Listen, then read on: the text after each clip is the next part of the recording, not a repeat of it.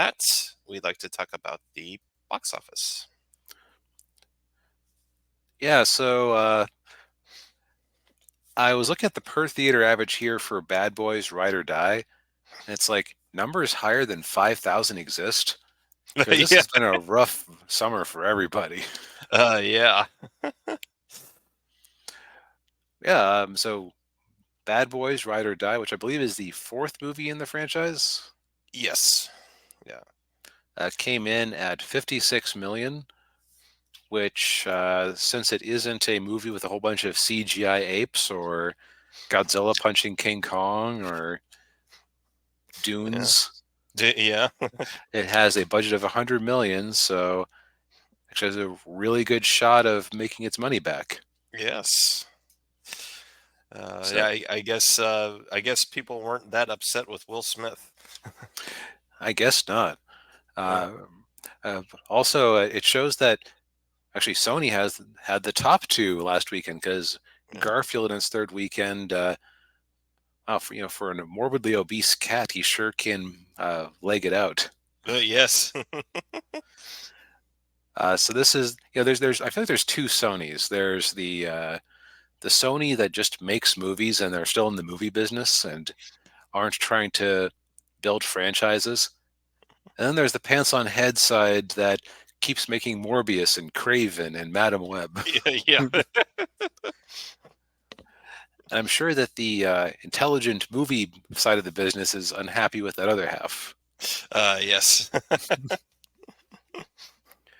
Yeah. Well, they just need to stop making Spider-Man spin-offs, and they'll be good. Right. Just make more movies with actual Spider-Man in them. Like, Yeah. I don't think people would complain if you did an animated movie starring Tom Holland No. or Tobey Maguire or Andrew Garfield for that matter. Like when No Way Home came out, there was a lot of hype about, oh, give Andrew Garfield a third Spider-Man movie. They weren't Yeah. going to do that. A Spider-Man movie costs, so much to make that the second movie didn't actually make its money back. Right. Yeah. Well, they were talking about a fourth Tobey Maguire movie. That I could see actually doing well because my take on what the Andrew Garfield movies were is everybody was rooting against them the whole time Yeah. because it's like it was too fast and it was just another reboot so that Sony didn't lose the Spider-Man license Right. Yeah. because it's in the contract that if they didn't make a movie in X period of time or every so often they would forfeit the rights back to, in this case, Disney. Yeah. Yeah. Well, and the other thing too with Amazing Spider-Man 2, do you know who one of the writers was on that movie? Oh, it was what's his nuts who ruined Star Trek, but I can't think of his name right now. Alex Kurtzman. Yeah. Alex Kurtzman. Yeah. One of the, I remember there when his MonsterVerse movie came out. Yes. I saw a review that said, "Can we put a moratorium on how many franchises one man can ruin?" Yeah. And Uh, yeah, Ninja says yeah, they should just make a Spider-Man Venom movie. yeah, Yeah. I think that Venom was a bad is ultimately bad that Venom did well without Spider-Man along because it taught Sony, oh, well, people will watch a Spider-Man adjacent movie without any reference to Spider-Man in it. That'll be fine. Ignoring the fact that Venom is like the one Spider-Man character you could do that with. Right. Yeah. Ninja says, I'm one of the few amazing Spider-Man fanboys. Yeah. Okay. Yeah. I mean, fair enough. It's just that the general zeitgeist I noticed was that people rooting against it. Yeah. All right, so moving down the list, we've got If, which, I mean, if we go back to the weekend we skipped, Still all three. we took Furiosa in its second weekend, Ooh. and it didn't drop very much. Like, it's probably still going to be unprofitable just because it costs so darn much to make. Yeah. Seems like it kind of seems like it's this summer's version of Elemental, where you have families going, well, you either have the rude cat voiced by Chris Pratt, or we have If. Yeah. and Inside Out 2 is coming out pretty soon, I think, isn't it? Yeah, I think it might even be this weekend. Yeah. I'm, I'm going to be very curious how that one does because, so if I just go by meme culture, I never see anybody talk about Inside Out. No. You, It was you might occasionally see the gif of the guy getting angry and the flames coming out of his head, but other than that, yeah, not really. right where you see lots of references to Wall-E, The Incredibles, Monsters Inc. But and maybe I'm just hanging out with the wrong people. I never bothered to see Inside Out, but that's because that was the point where, how to put it, I had felt like I had seen enough Inside Out movie, or excuse me, enough Pixar movies. Yeah, I can see that because it didn't really feel like a Pixar movie, or at least not a traditional one. It didn't feel like like Wall-E or Incredibles or even did Ratatouille come out before Inside Out? I think it did. Yes, yes, it did. Yeah. Okay. Yeah. Which Ratatouille was all right. And Ninja says he saw the Inside Out 2 clip from the Summer Games Fest. It was bad. Oh, I mean, we were talking before the show about Star Wars Theory saying that Episode 3 of The Acolyte was just Leslie Headland's therapy session. And it occurs to me that with a bunch of modern writers dealing with some teenage girl's headspace, how can it be anything but cringe? yeah. Yeah. And he says the first Inside Out movie was popular, then the rest of the Pixar movies came out and overshadowed. Like, oh, okay, yeah, Right? It seems like it's kind of been forgotten. I remember it being well received at the time, yeah, but this was back when, things like The Good Dinosaur, which were just kind of mediocre, were seen as this is horrible. This is an amazing slip in quality. What the heck is going on here? yeah, yeah. Right, moving down the top 10 here, we got The Watchers in fourth place, which I think that's the M. Night Shyamalama Ding Dong Daughter movie. And in fact, Yeah, it is. yeah, it is. Yeah, Reviews I yeah. saw were not terribly up on it. Oh boy, yeah. You remember when God, who was it? Either Time or Newsweek declared that M. Night Shyamalan was the next Steven Spielberg. I mean, they probably had about as many successful movies in the 21st century, but Yeah.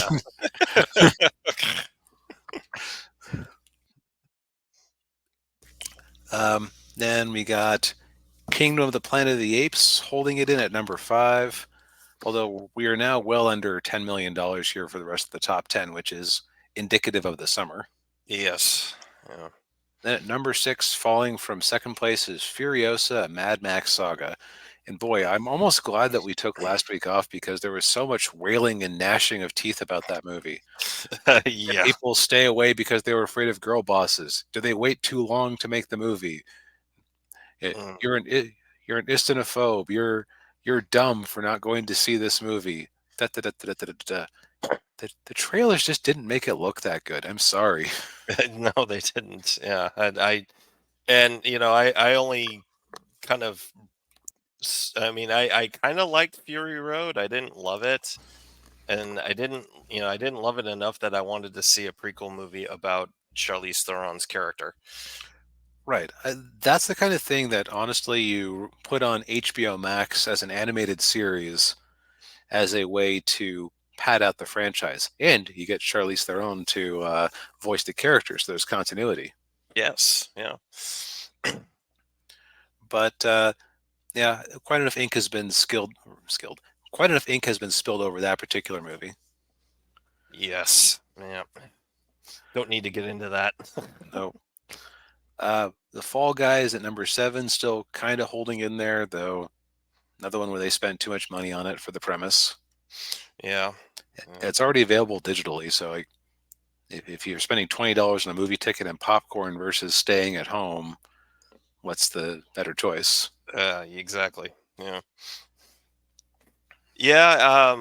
Yeah. I've heard the same thing too, Ninja. Yeah. I think Chengus really liked Furiosa. The other thing I heard is that so Cinema Score, the way it works is we don't know who they are, what their sample size is, Hmm. but they just poll people who come out of select theaters and ask them how they liked the movie. And anything less than like an A minus on their scorecard is extremely bad. And, Yeah. and as I recall, with general audiences, Furiosa got itself a B.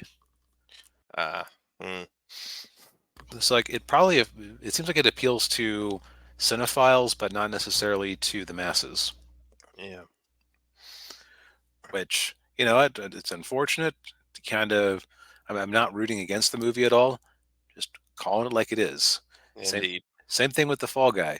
Yeah. Fall Guy, I'm probably going to watch it at some point, either at home or on streaming, but it just didn't sound like it was worth getting out of my seat and going to the theater for. Yeah. Yeah. Same here.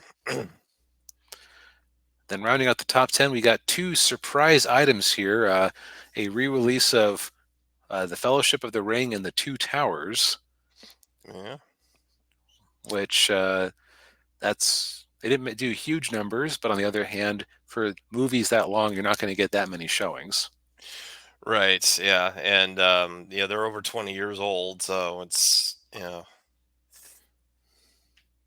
unless you get like people who want to experience seeing them in the theater again, or you get like younger people who didn't see it in the theater when they first came out, because I think I can't remember. I want to say it was Tom at Midnight's Edge was talking about going to see The Dark Knight in theaters again, and seeing all the young people who were there, like teenagers. They were just amazed by seeing it in the theater, because they were either hadn't been born yet or they were too young to Right. see it in the theater. So it's the same thing with these movies. It's like you know anyone under the age of 20 didn't see any of these movies in the theater.